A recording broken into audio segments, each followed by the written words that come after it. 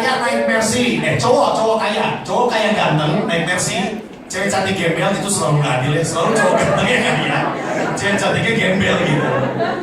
Cowok ganteng kaya naik Mercy, cewek gembel mau ke pasar ketabrak, das, dibawa ke rumah sakit jatuh cinta. Cewek nyebrang kereta api ketabrak kereta api. Mati, gak mungkin jatuh cinta. How do you recover from that? Matilah. Nah, terkait inovasi dan acara TV, gue tuh percaya sama pendekatannya Henry Ford. Ford itu kan bukan yang menciptakan mobil ya, tapi dia mengindustrialkan mobil, dia memproduksi massal sehingga banyak orang bisa punya mobil. Nah, si Henry Ford ini pernah ngomongin soal survei, soal konsumen. Dia bilang, kalau saya tanya apa yang konsumen saya mau, jawabannya adalah kuda-kuda yang lebih cepat. Kenapa? Karena konsumennya nggak tahu mobil. Dia kalau ditanya, lu pengen ke titik A dan titik B, yang lu butuhin apa? Oh, gue butuh kuda yang lebih cepat gitu. Tapi dia nggak nurutin apa kata konsumennya, dia berpikir inovatif. Gue bikin mobil supaya murah, sehingga lu bisa beli, dan lu bisa bilang, oh ini yang gue butuh. Nah itu inovasi namanya. Bayangin kalau Henry Ford nurutin apa kata konsumennya. Sampai sekarang lu pada masih naik kuda, cuma lebih cepat aja. Gak ada yang naik mobil di jalan tuh, pimpin, gak ada. Paling mentok, udah gitu doang. Lu ke mall, kerja ke kampus naik kuda, parkir kuda di kampus, pulang kuliah lu bingung kuda lu yang mana. Udah kan kalau nggak hitam putih coklat ya. Terus kuda-kuda dimodif. Kuda lu dimodif, doi, gue bikin CPR. Gini gue potong. Apa cuy? Gue cabut dulu ya.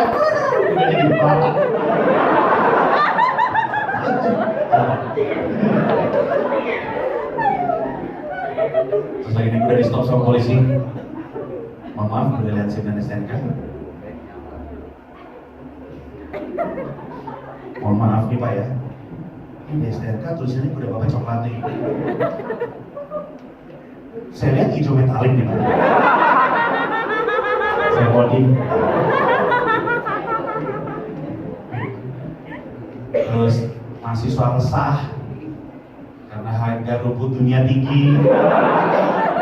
Terus mereka demo turunkan harga rumput. Ada sisi baiknya, artinya they're not burning tires, mereka nggak bakar ban, kan ada mobil. Nggak tahu apa yang dibakar.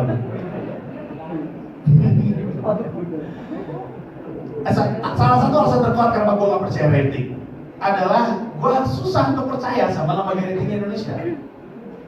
Saat ini cuma ada Desi Nielsen, oke? Lu masih pernah dengar ungkapan power tends to corrupt, absolute power tends to corrupt absolute. Lu punya kekuasaan, lu punya tendensi untuk korup. Kalau kekuasaan lu absolut, tendensi untuk korupsi absolut. Nah ini rating cuma satu nih, nggak ada yang ngawasi. Di luar negeri, di semua negara-negara lain setiap ada lembaga rating. Ada lembaga independen pengawas lembaga rating. Di Indonesia nggak ada. Dan di Indonesia nggak ada lembaga rating lain selain Desi Nielsen. Ada sempat satu perusahaan kecil dibeli sama Desi Nielsen, gabung jadi satu, hilang. Nah sekarang kalau misalnya nih cuma ada Desi Nielsen, ada dong kemungkinan ada kecurangan terjadi, ada kan, duitnya begitu kenceng berputar. Gue mau percaya gimana? Nih gue kasih tahu bukti kan, semua stasiun TV tahu, semua TV tahu. Suatu hari Trans 7 pemancarnya mati sama 3 jam. Oke, Trans 7 nih pemancarnya mati sama 3 jam, nggak tayang. Pada jam yang bersamaan di Kompas TV lagi ada Stand Up Comedy Indonesia, sebuah acara stand up kompetisi gitu, kompetisi stand up. Besoknya ratingnya keluar. Ratingnya Trans 7 pada jam tersebut lebih tinggi daripada ratingnya Kompas TV. TV mati. Kok bisa TV mati ratingnya lebih tinggi daripada TV yang lagi nyala? Pilihannya cuma dua, antara rating itu bohong atau siapapun kampret yang lagi stand up di Kompas. Saking gak lucunya orang milih nonton TV mati. Mana yang lebih masuk akal? Kedua lah ya, kedua ya. Kayaknya yang kedua masuk akal banget. Iya lah. Yang pertama. Yang kedua dong. Yang kedua gue yakin ada. Apa itu? Hampir, jajah hampir. Jujur hampir. Apalagi? Bir. Ganja legal bir hampir.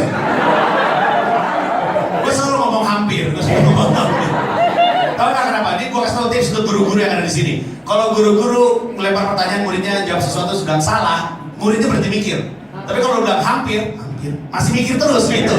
Kita nggak gua brilian. Guru yang baik. Jadi guru tuh lucu anak muridnya. Ayo, apa lagi jawabannya?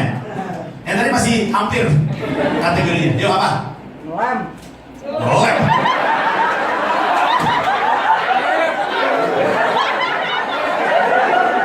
Sam, walaupun itu terdengar goblok ya, gue terpaksa harus jawab hampir. Jadi gue mikir, hampir dari ngelem apa ya?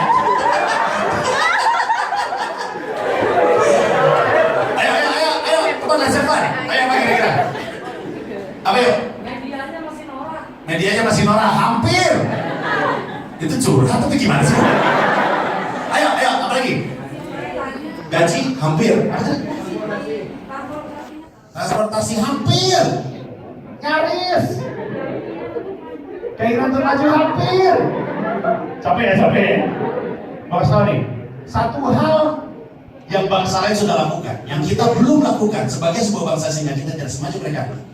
Bangsa lain sudah berkarya. Bangsa kita masih pada bekerja. Bahkan banyak yang bekerja mengerjakan karyanya orang lain di luar negeri. Gue kasih contoh, komikus Indonesia udah ngerjain komik-komik Amerika Serikat. JLA, Justice League of America, Avengers, Captain America, Thor, Spider-Man dikerjakan oleh tangan-tangan anak Indonesia. Kalau lu beli komik zaman sekarang, ada pensilan atau inka atau coloris, itu nama orang Indonesia. Budiman atau bukan Budiman sih, itu nama lawas banget. Tapi benar, Samiko salah satunya, Google memang. Jadi komikus Indonesia kerjanya kualitas dunia.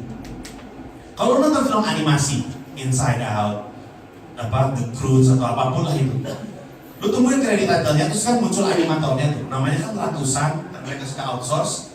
Di antara ratusan nama itu, kalau lu perhatiin selalu ada nama orang Indonesia. Lu bisa bedain nama orang Indonesia di antara nama orang Chinese dan orang India. Lu bisa bedain, itu orang Indonesia. Bayangin, animator Indonesia, animasi yang kelas dunia. Menjelang Piala Eropa atau Piala Dunia, kita sering banget nonton berita di TV, bola yang dimainkan di Piala Eropa diproduksi di sebuah desa di Indonesia. Pernah dengar itu? Bola buatan Indonesia, kualitas dunia. Gua kemarin ke World Tour yang lalu, kan gua ke Old Trafford, kan gua ke Manchester ya. Terus gua di sini ada fans Manchester United nggak sih? Sendiri nih, belakang. Mulai punah. Pada pergi nih semua nih, Glory Hunter pindah ke Leicester semua. Oh, di sini banyak anak fans Munchen ya. Selamat ya amat, tadi malam habis menang. Anyway, gua ke Old Trafford, ke tur stadion gitu. Terus tuh kalau lu tur stadion, butut-bututnya diarahin ke Megastore-nya. Terus saat itu masih Nike yang jadi sponsor jersey. Terus gue pengen bawa oleh-oleh kan, anak gue kan senang jadi kiper, jadi gue beli jersey kiper gitu. Pas gue lihat jersey-nya, belakangnya tulisannya Made in Indonesia. Terus gue penasaran kan, karena kalau lu pernah beli jersey Nike MU di Indonesia, lu tahu di Indonesia dijual adalah Made in Vietnam dan Made in Thailand. Terus gue bingung kan, gue nanya orangnya, saya kan orang Indonesia ya, di negara saya jersey yang dijual tuh Made in Vietnam dan Made in Thailand. Kenapa di Old Trafford justru buatan Indonesia? Dia ngomong gini, nggak bohong gue. Dia bilang, ini di Old Trafford kami hanya mau menjual kualitas terbaik dunia. Gokil.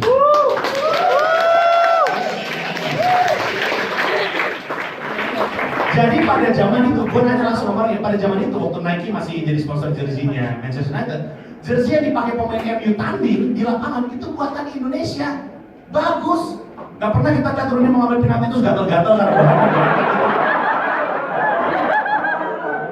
Atau lihat Chris Smalling bajunya ngantuk karena salah jahit. Bagus, buat Indonesia bagus, kan gue bikin baik-baik. Komikus Indonesia kelas dunia. Kok nggak ada komik judul Indonesia yang mendunia? Kok nggak ada film animasi Indonesia yang mendunia? Kok nggak ada bola merek Indonesia yang mendunia? Kok nggak ada baju merek Indonesia yang mendunia? Jawabannya adalah karena kebanyakan di antara kita masih bekerja, ngerjain karya orang lain yang di luar negeri. Indonesia saat ini jadi kayak pasar. Orang-orang pada datang ke Indonesia, jual barang, dibuat cabut. Kenapa kita nggak pada berkarya? Karena kita takut. Hampir semua orang di sini pasti punya mimpi, punya cita-cita, pengen jadi seseorang, pengen jadi sesuatu. Tadi dia mau ngerjain, dia takut jelek, takut gagal, takut garing. Gue ketemu sama banyak, gue sering bikin workshop menulis. Menanya siapa yang menjadi penulis, pada angkat tangan semuanya. Siapa yang dia mulai publish tulisannya, garing angkat tangan. Gue tanya kenapa? Takut jelek, takut garing, takut nggak laku dan segala macam. Ya gue bilang, tadi juga untuk pada, kalau lo pengen berkarya, nggak usah takut jelek, bikin aja. Karena pasti jelek.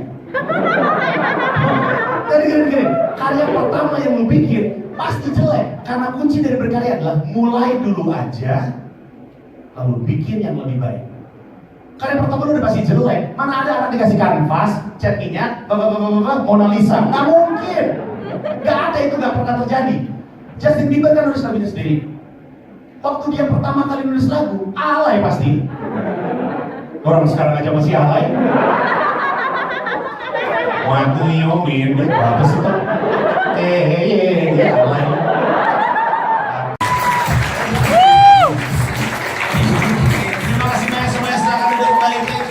Thank you for being here. Thank you for having me. Tepuk tangan dulu semua. You're an awesome crowd. Thank you. Sorry gue emosional. Gue asli capek men. Ini perjalanan 14 hari 5 kota. It's been exhausting. Akhirnya selesai juga ke Jerman ini di Pakawican.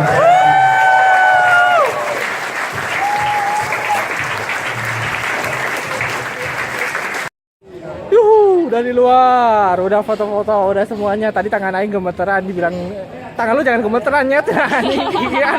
Ada deg-degan. Nita salah satu dari yang paling beruntung, dia dapat blocker dari paling semuanya. Gimana kesan-kesannya kawan-kawan? Aku sedih, fotonya nggak ada.